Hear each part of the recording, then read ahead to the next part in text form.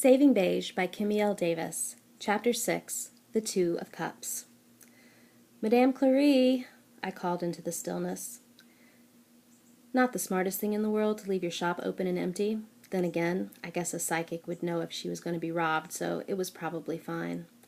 The door to what I thought was the back room stood open, but when I peered in, I realized it was a kitchen. A shirtless, sleepy-eyed Sam was taking a bite out of a bowl of cereal. He looked up mid-chew, his intense green eyes scanning me from head to toe. Why did I wear my sweats and a baseball cap? And why was he even here?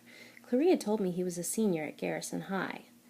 Kira's voice flashed in my mind. Told you he was hot. Was I still dreaming? I let my eyes wander over the golden skin and hard muscles of his chest to where his stomach met the waistband of gray flannel pajama pants. I might not want to wake up. Well, he continued to stare. You are in my kitchen.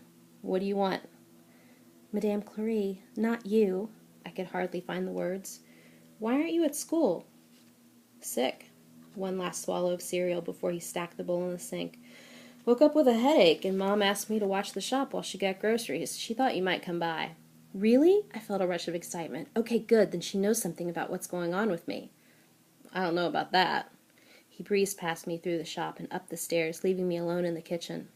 I stared after him, feeling silly and pointless.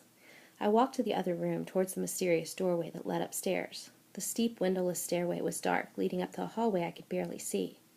There's nothing up there to be scared of, I said under my breath. It's just Sam. I took the first step, and it creaked with my weight. Bet these make sneaking out tricky. Kira again. What was going on? Was I freaking out and hearing things, or was she really there?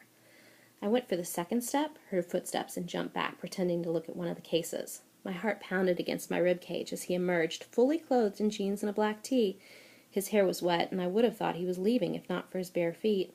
He carried an empty glass from upstairs back into the kitchen, and I stood still, wondering why I seemed to freeze up when I was around him. It was like I forgot how to move and speak. You comin' or what? He walked past me into the parlor. I walked behind him, wondering where to sit. I didn't want to be too close, so I pulled some pillows together on the floor. Silence filled the room.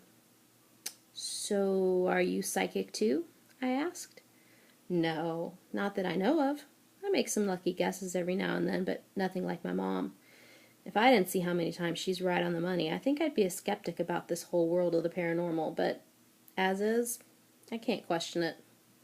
His use of the term paranormal made me think of the TV show Paranormal Excursions, where they went searching for ghosts and spirits. I wondered what he would think about Kira's voice in my head. Do you believe in ghosts? He looked at me for just a beat too long before he asked, Why? No reason, I covered, but obviously not quick enough. There's always a reason, Beige.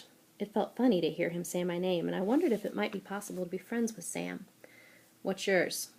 What's my what? What's your reason? He repeated, pulling me back into the conversation. My aunt. I surprised myself as I began to talk. She died not too long ago, and the one thing I want more than anything in the world is to believe that I'll talk to her again. I loved her so much, and I never got to say goodbye, you know? I looked to the ceiling, holding back tears. Anyway, since then, I've just been thinking a lot about what happens next. Where you go, is there a heaven or a hell? I've been raised to believe there is, but I don't really think I know. Nobody has any proof, and the whole idea of an afterlife, as my parents have taught me, doesn't ring true, other than that you get to be with God. I do believe in God. Just because I don't know if all the rules and the other things are true, it doesn't mean that I'm an atheist. I didn't say you were. He smiled a beautiful smile that made me want to keep on talking. Okay, I looked away. Well, when I first came here, I wanted to ask about whether or not to have sex with my boyfriend. His smile disappeared. But now, after a dream I had last night and a tarot card reading this morning, I'm thinking maybe the real reason I came here was all about Kira. He leaned forward with a thoughtful expression. I can't pretend I know why you're here, he began. I've thought a lot about it, probably more than you have since this destiny of yours my mom keeps talking about affects my family. I have some theories, but nothing feels concrete. He looked at me like he wanted to say more, but was weighing how much he could trust me. My dad died 6 years ago. Lila barely remembers him, so to her, living with just the three of us is normal. But I had him for 11 years of my life, long enough to know that I will never meet another person who will love me as much as he did. But your mom, I said. I know, his voice softened. She's amazing, and Lila and I are her world. She loves me with everything she is, but my dad, it was just different. I looked like him, and when I was little, my dad was the one who stayed home with me.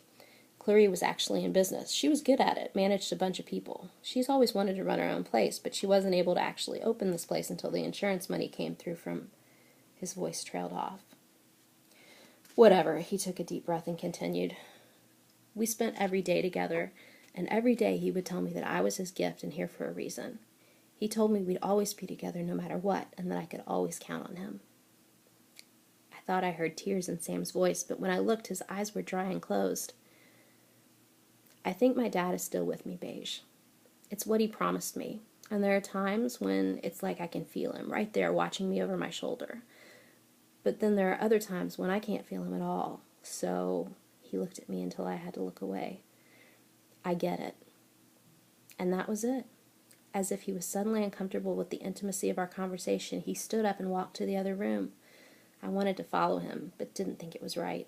I couldn't believe he had just opened up to me like that.